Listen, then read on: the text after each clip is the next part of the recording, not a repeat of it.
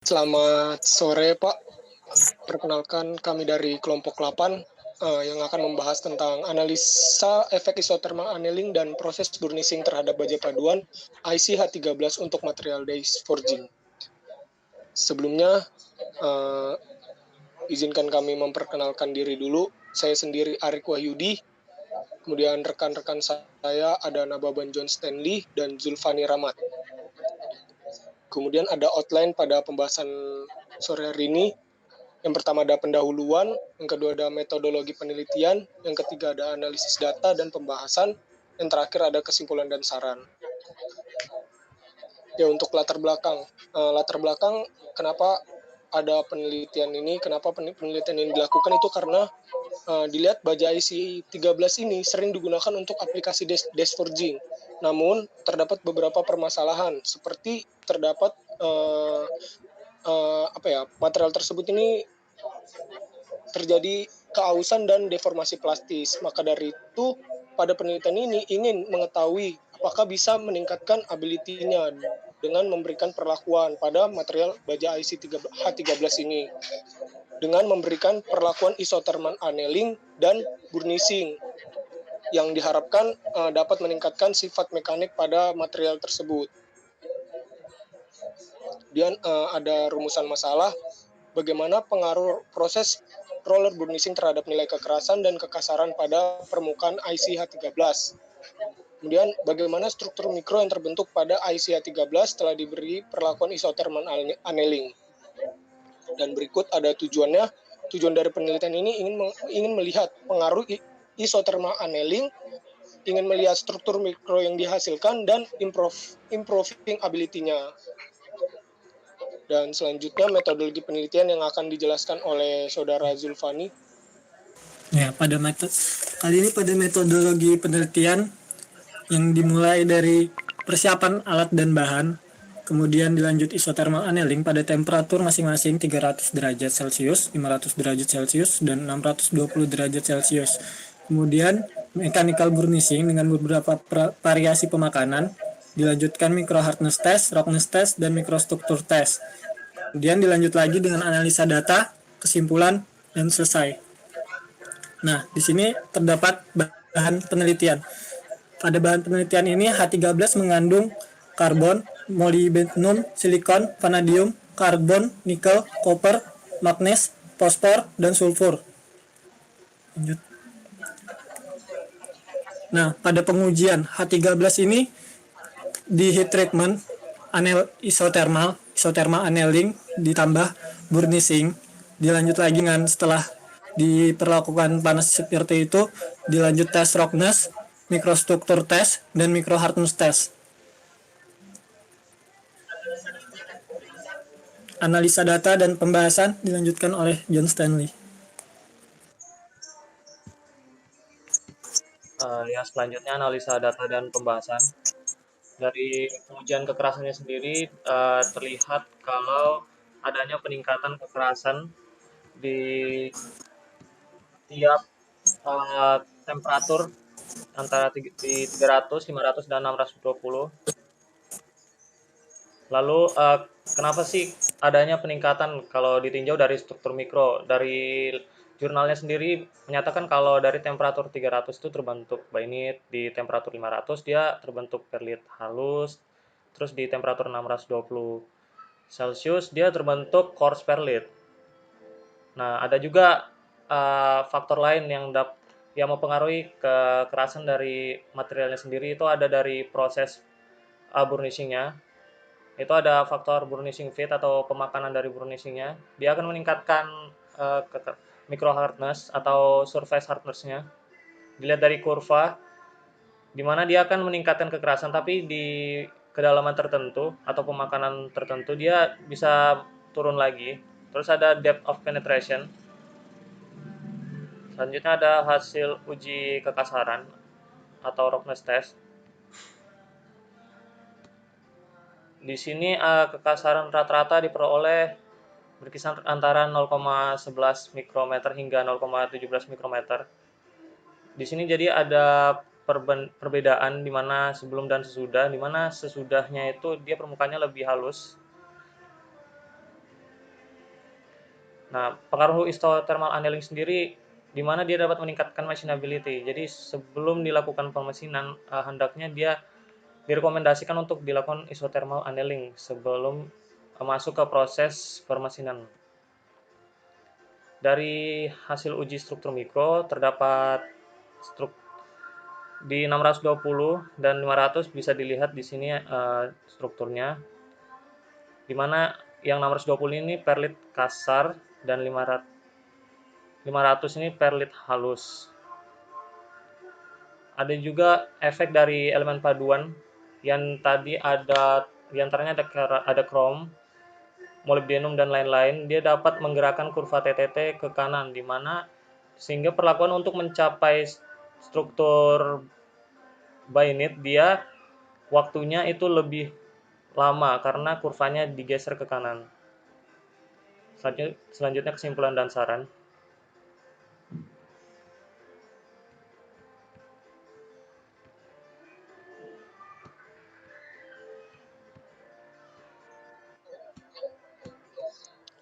Ya, untuk kesimpulan, yang pertama, roller burnishing sebagai proses deformasi plastis permukaan dapat meningkatkan kekerasan pada kondisi tertentu yang bergantung pada suhu isothermal annealing, menghasilkan peningkatan sebesar 104%, 45%, dan 90% berturut-turut pada 300 derajat Celcius, 500 derajat Celcius, dan 620 derajat Celcius.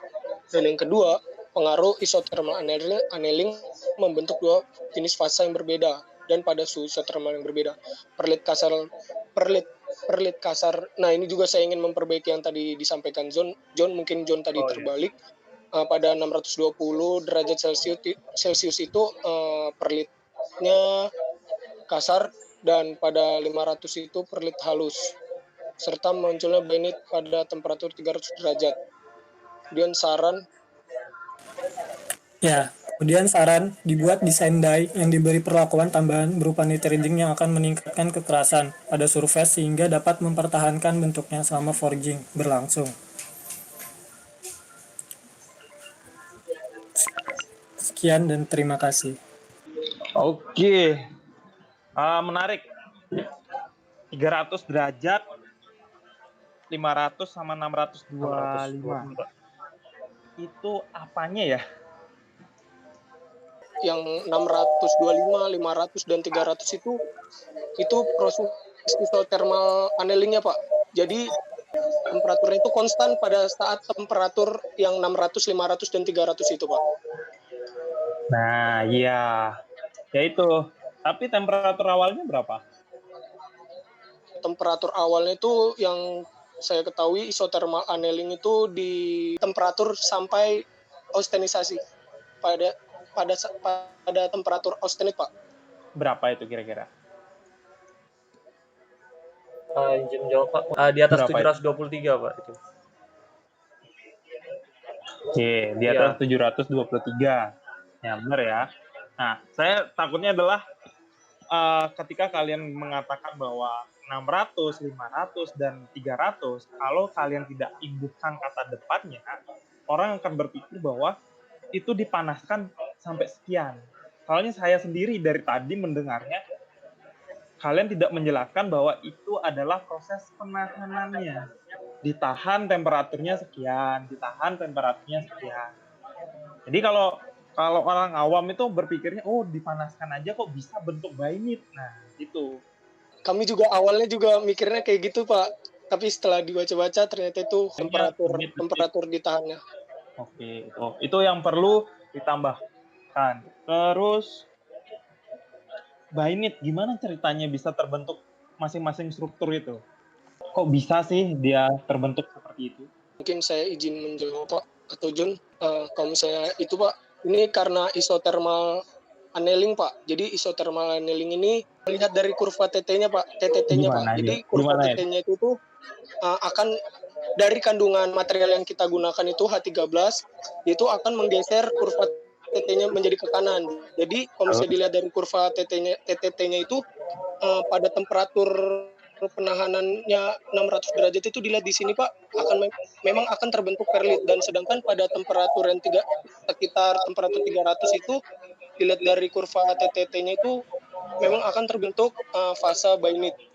Itu gimana sih? Gimana prosesnya? Coba ceritakan. Nah, gambarnya John itu agak kurang ya. Ini udah bener ya, dari 1000 ini dia akan terjadi penurunan. Dia akan turun seperti gambarnya John, udah bener, tapi harusnya dimulai dari 0 dulu. Karena waktu kan nggak mungkin dari langsung 10 detik. Nah, biasanya dari 0 dulu kan. Nah, Iya, Pak. kemudian di temperatur 800, nah itu 800, itu langsung ke samping. Nah, di temperatur itu dia lurus horizontal, tapi waktunya tetap berjalan. Sampai, ini kan yang garis pada awal, yang lengkungan awal itu kan baru startnya. Kemudian lengkungan terakhir itu finishnya. Sampai itu ke garis finishnya. Baru itu nanti diturunkan. Nah, dari sini kalian bisa melihat bahwa kita bisa menghitung holding time-nya berapa lama. Prediksi holding time-nya. Dari data kurva TTT-nya. Itu kan kelihatan kan, dari kapan dia start ke finish itu butuh berapa lama. Kan di sini ada waktunya. Ada keterangan waktunya. 10 pangkat 4, ya kan? Iya, Pak. Nah, dari sana kita bisa menghitung holding time-nya. Oke, paham kan? Begitu juga yang nanti yang 500 juga sama. Ketika menyentuh 500, ditahan. Ketika menyentuh 300, ditahan. Jadi masuk akal dia yang 300 itu membentuk suatu fase yang namanya bainit. Oke, yang saya tanyakan, katanya yang 600 itu perlit besar. Yang 500 itu perlit halus. Itu gimana sih bisa terbentuknya gitu? Kenapa yang satunya namanya kasar, yang satunya namanya halus? Yang kasar butirnya besar-besar, yang halus butirnya kecil-kecil. Oke, benar ya? Semua sepakat ya? Ya, sepakat. Ya. Kalian lihat aja amplas grid-nya. Oke, terus kenapa bisa seperti itu? Terus gimana itu? Kok bisa yang satunya kecil-kecil, halus-halus, yang satunya besar-besar? Itu logikanya gini. Ketika yang namanya perlit kasar, berarti pertama butirnya itu inti kristal itu terbentuk di fasa. Kemudian ini karena holding time-nya begitu lama, kan sangat lambat kan? Karena lambat, jadi apa yang terjadi? Dia sempat membesar. Membesar karena pendinginannya lebih lambat. Iya, Pak. Oke, masuk? Dapat logikanya? Nah, sedangkan kalau seandainya yang kita turunkan di bawahnya itu biasanya dia lebih cepat pendinginannya. Biasanya itu normalizing, kalau kalian ingat. Nah, di normalizing itu kan pendinginannya lebih cepat daripada full annealing, ya kan? Nah, ketika kita jelaskan di normalizing tersebut, yang terjadi adalah prosesnya intinya terbentuk, ya kan udah banyak terbentuk intinya, tapi dia belum sempat berkembang karena waktunya sangat lebih cepat. Jadi dia belum sempat membesar. Nah, makanya strukturnya itu kecil-kecil. Jadi intinya banyak, tapi belum sempat berkembang, jadi kecil-kecil jadinya. Sedangkan kalau misalnya si perlit, dia intinya misalnya awalnya banyak, tapi karena berkembang, ada holding time yang begitu lama, jadi dia sempat yang inti kristalnya satu dan yang lainnya itu menyatu, jadi butir-butir yang besar. Itu bisa dipahami? Iya, bisa, Pak. Oke. Saya sedikit struktur mikro. Ini baja kalian kandungan karbonnya berapa? 0,32 sampai 0,48, Pak.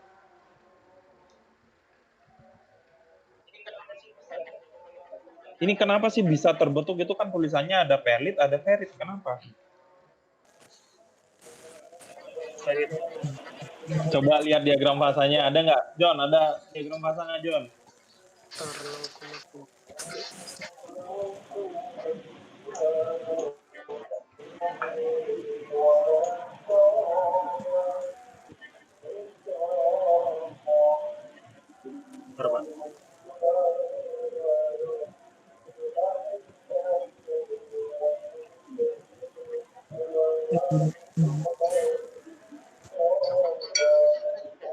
Terbentuk ferrit, Pak. Ferrit dan austenit. Nah, yang terbentuk Kalau adalah temperatur 800. Oke, yang terbentuk adalah austenit dan ferrit.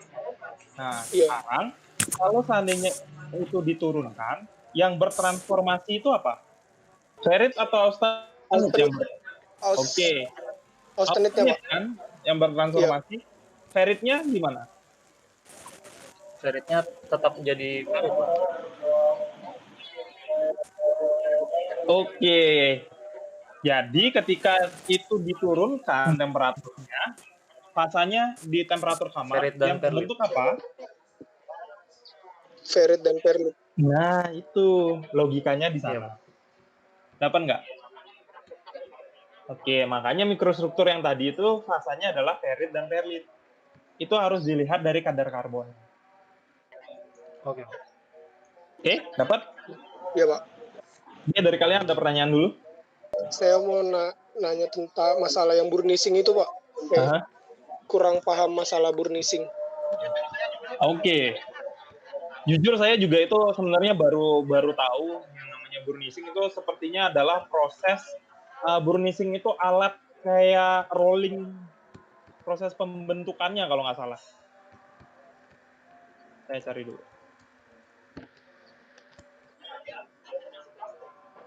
Nah ya, deformasi plastik. Berarti itu seperti rolling, seperti lain sebagainya lah. Nah cuma di sini saya bingungnya burnisingnya kenapa belakangan ya? Harusnya proses burnising dulu baru di heat treatment. Di jurnal memang Iya, Pak. heat treatment dulu baru burnising. Iya, Pak. Terus kalau di Nah literatur itu juga, jadi Pak, kalau dijelaskan perlakuan isothermal tunneling ini disarankan sebelum dilakukan proses pemesinan kayak ya burnising ini, Pak. Jadi dia bisa meningkatkan machinability-nya. oke, mungkin ya benar. Itu benar. Kalau meningkatkan machinability benar. Tapi biasanya itu jangan sampai ke ini ya. Jadi terbentuk martensit atau bayonet pun itu agak berbahaya untuk machinability-nya. Soalnya kalau udah bayonet dia kan rawan terhadap retak. Iya. Tapi kalau di machining itu kurang bagus. Kalau burnising itu setahu saya memang perlakuan seperti rolling dan lain-lainnya proses pembentukan yang namanya burnising. Tapi lebih jauhnya saya belum pernah ketemu mesin burnising seperti apa. Jadi saya juga belum bisa menjelaskan dengan gamblang. Baik. Mungkin nanti kita cari lagi. Oke, ada lagi yang ingin tanya?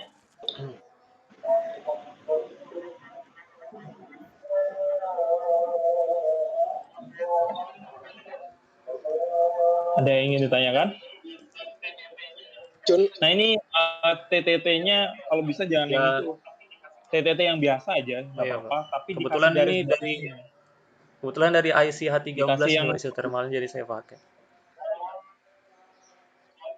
Oh, soalnya aneh aja kalau misalnya 500 itu kan nggak ada Dari buku lama transformasi juga sih, apa-apa Pak. jadi. Ya itu. Kalau gitu dibuat ini Ya aja harusnya kayak garis-garisnya diagram aja. loss yang full. Oh enggak ya, Pak? Oh enggak, memang enggak karena pengaruh dari paduan itu memang nggak harusnya berbentuk seperti itu. Memang harusnya seperti ini tapi saya ragunya adalah itu temperaturnya. Soalnya kalian coba itu kan 620, kemudian kalian coba 500. Itu lihat kan nggak terbentuk apa-apa malah. iya sih, Maksudnya Pak, dia kalau dilihat jadi dari situ nggak terbentuk apa-apa. terbentuk paling dia perlit sama perlitnya itu kan masih sama dia.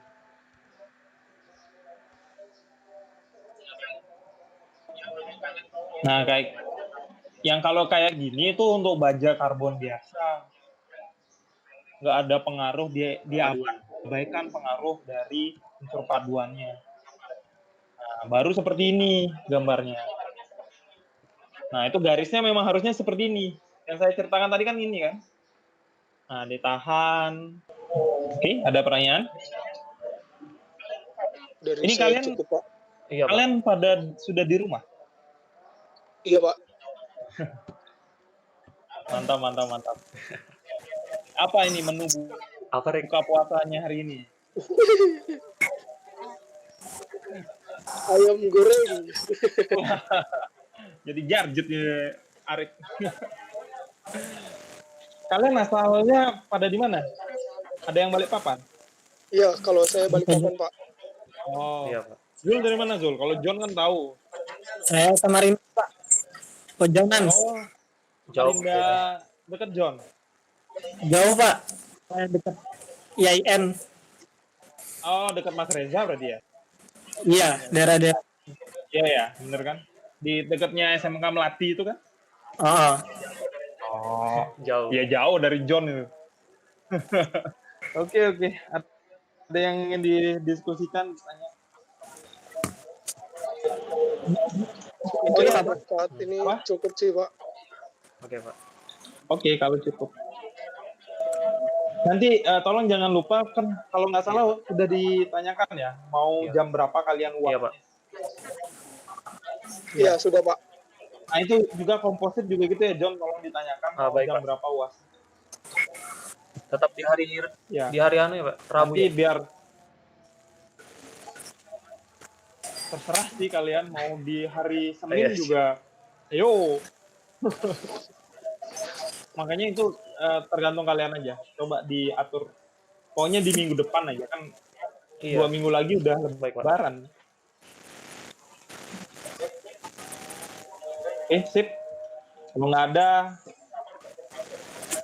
selamat berbuka untuk kalian. Iya. Ya, ditutup. Silakan Sekian ditutup. presentasi dari kelompok kami, kurang lebihnya mohon maaf. Selamat sore, adik. Selamat sore Iya, semua. Pak. Selamat berbuka ya. Ya, kasih, Pak. Oke.